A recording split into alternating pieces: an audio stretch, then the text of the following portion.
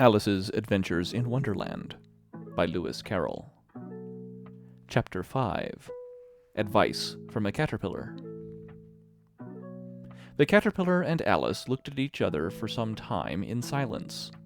At last the caterpillar took the hookah out of its mouth and addressed her in a languid, sleepy voice. "Who are you?" said the caterpillar. This was not an encouraging opening for a conversation.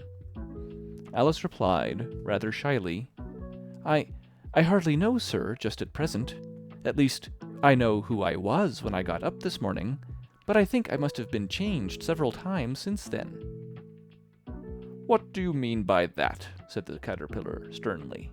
"Explain yourself." "I can't explain myself, I'm afraid, sir," said Alice, "because I'm not myself, you see." "I don't see," said the caterpillar. "I'm afraid I can't put it more clearly," Alice replied, very politely, "for I can't understand it myself to begin with, and being so many different sizes in a day is very confusing." "It isn't," said the caterpillar. "Well, perhaps you haven't found it so yet," said Alice.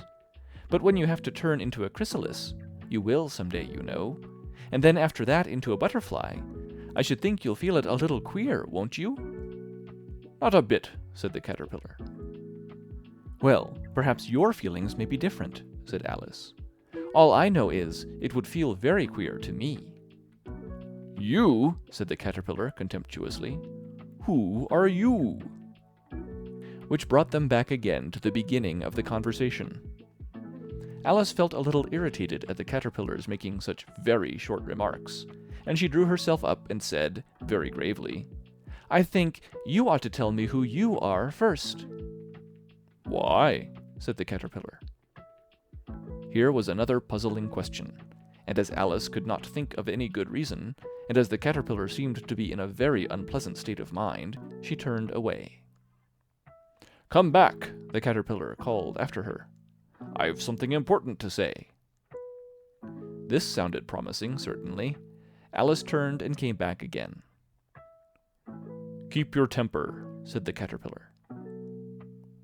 "Is that all?" said Alice, swallowing down her anger as well as she could. "No," said the caterpillar.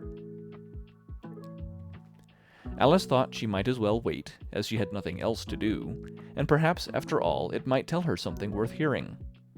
For some minutes it puffed away without speaking, but at last it unfolded its arms, took the hookah out of its mouth again, and said, "So you think you're changed, do you?" "I'm afraid I am, sir," said Alice. "I can't remember things as I used, and I don't keep the same size for 10 minutes together." "Can't remember what things?" said the caterpillar.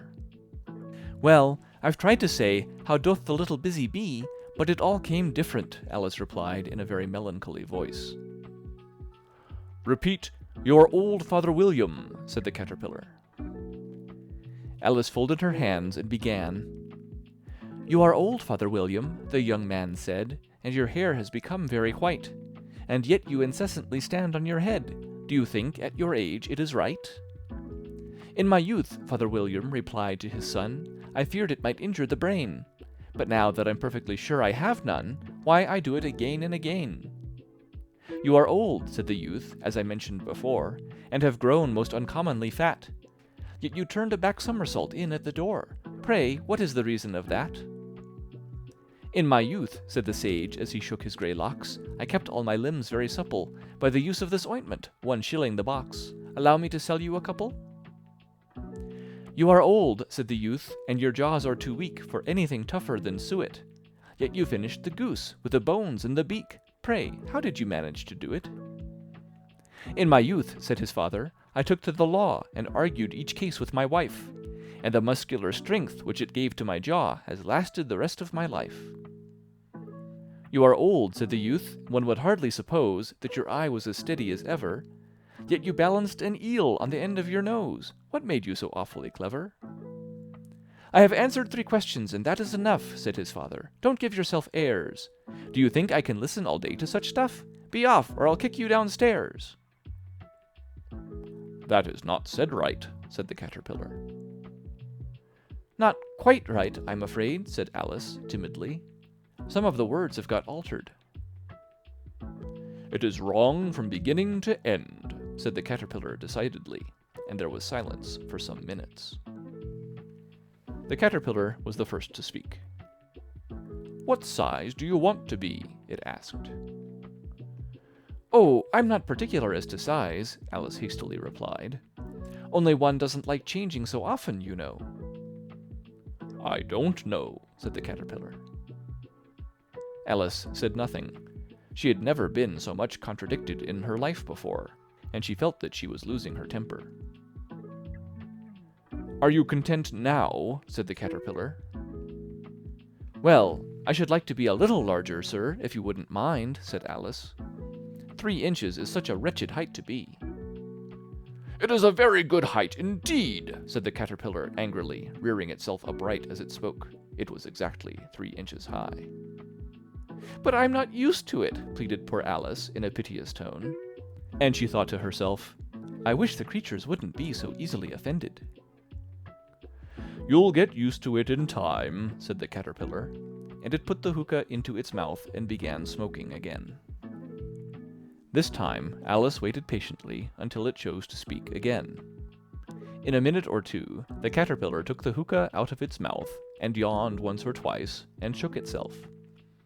Then it got down off the mushroom and crawled away in the grass, merely remarking as it went, One side will make you grow taller, and the other side will make you grow shorter. One side of what? The other side of what? Thought Alice to herself. Of the mushroom, said the caterpillar, just as if she had asked it aloud, and in another moment it was out of sight.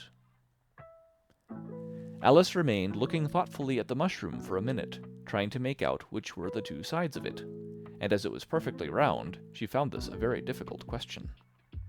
However, at last she stretched her arms round it as far as they would go, and broke off a bit of the edge with each hand. And now, which is which? She said to herself, and nibbled a little of the right-hand bit to try the effect. The next moment she felt a violent blow underneath her chin. It had struck her foot. She was a good deal frightened by this very sudden change, but she felt that there was no time to be lost, as she was shrinking rapidly. So she set to work at once to eat some of the other bit. Her chin was pressed so closely against her foot that there was hardly room to open her mouth, but she did it at last, and managed to swallow a morsel of the left-hand bit. Come, my head's free at last, said Alice in a tone of delight, which changed into alarm in another moment, when she found that her shoulders were nowhere to be found.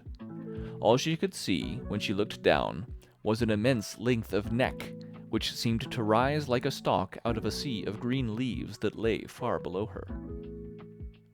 What can all that green stuff be? Said Alice. And where have my shoulders got to? And oh, my poor hands, how is it I can't see you? She was moving them about as she spoke, but no result seemed to follow, except a little shaking among the distant green leaves.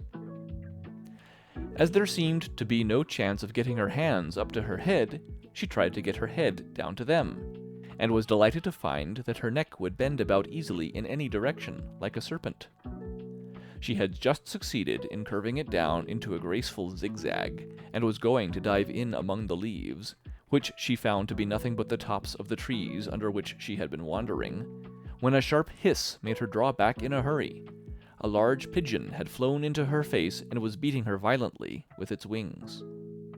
"Serpent!" screamed the pigeon. "I'm not a serpent," said Alice indignantly. "Let me alone." "Serpent, I say again!" repeated the pigeon, but in a more subdued tone, and added with a kind of sob, "I've tried every way, and nothing seems to suit them." "I haven't the least idea what you're talking about," said Alice. "I've tried the roots of trees, and I've tried banks, and I've tried hedges," the pigeon went on without attending to her. "But those serpents, there's no pleasing them." Alice was more and more puzzled, but she thought there was no use in saying anything more till the pigeon had finished.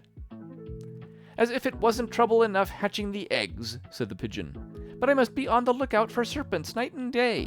Why, I haven't had a wink of sleep these 3 weeks."